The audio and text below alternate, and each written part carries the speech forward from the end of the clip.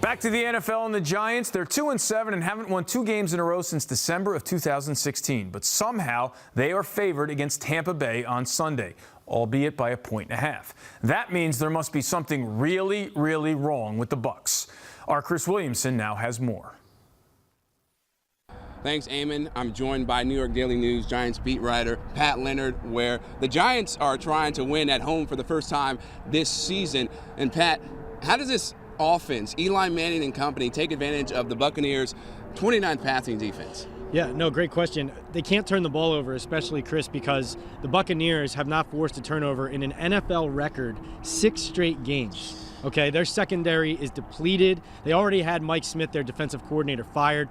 So I think what the Giants need to do is get the running game going. Barkley slipping a lot in San Francisco as they tried, but the offensive line coming off a strong game at San Fran, they protected well, but you'd like to see them block better in the running game, Barkley get it going on the ground, and above all, score early. The Giants have scored first in only 2 of their games this season. Hard to believe. They lost both of those contests, but important to get on the board early and gain some confidence in front of your home crowd. Now, you mentioned the offensive line. They protected Eli pretty well in the last game.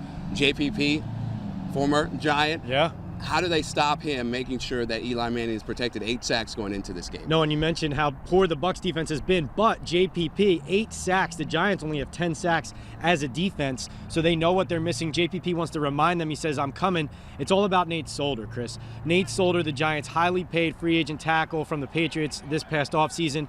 He struggled early on, but he had his best game at San Fran. He and Chad Wheeler really locked down the edges, and I think it's all about if Solder can get it done against JPP, really about that one-on-one matchup. If he wins that, then I think Eli Manning has time to throw downfield against the Bucs secondary and hit the likes of Odell Beckham Jr. and Sterling Shepard. All right, it'll be very interesting to see how this matchup develops. Also, Pat is a Notre Dame grad. I am a Syracuse grad. So you know, Eamon, Syracuse is going to win this game. Back to you.